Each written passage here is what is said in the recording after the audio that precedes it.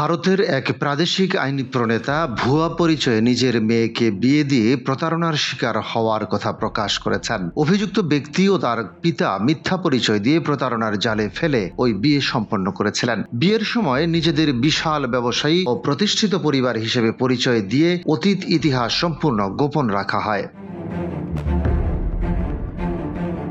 স্থানীয় সামাজিক যোগাযোগ ও আশপাশের মানুষের ইতিবাচক মতামত পেয়েই এই বিয়ের সম্পর্ক চূড়ান্ত করেছিল পরিবারটি। দীর্ঘ ২.৫ বছর সংসার করার পর সামাজিক যোগাযোগ মাধ্যম ও বিভিন্ন বিশ্বস্ত সূত্রে জামাতার আসল রূপ প্রকাশ পায়। অনুসন্ধানে জানা যায় যে অভিযুক্ত যুবক বিভিন্ন রাজ্যে ছদ্মবেশে বহু নারীকে প্রেমের ফাঁদে ফেলে অর্থ হাতিয়ে নিয়েছেন। তদন্তে আরও প্রকাশ পায় যে ওই প্রতারক ইতিপূর্বে বিভিন্ন স্থানে প্রায় ২৫টি বিয়ে সম্পন্ন করেছেন।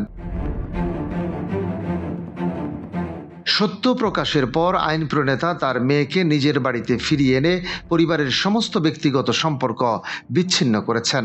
এই অপ্রত্যাশিত ঘটনা আইন প্রণেতার সামাজিক ভাবমূর্তি ও স্বনামধন্য পরিবারের উপর গভীর মানসিক আঘাত হেনেছে। ঘটনা জানার পর থানা পুলিশে প্রতারণা ও অপরাধমূলক কর্মকাণ্ডের সুনির্দিষ্ট অভিযোগ এনে মামলা দায়ের করা হয়। অভিযোগের ভিত্তিতে আইন শৃঙ্খলা রক্ষাকারী বাহিনী তাৎক্ষণিক অভিযান চালিয়ে অভিযুক্ত প্রতারক ও তার পিতাকে গ্রেফতার করে।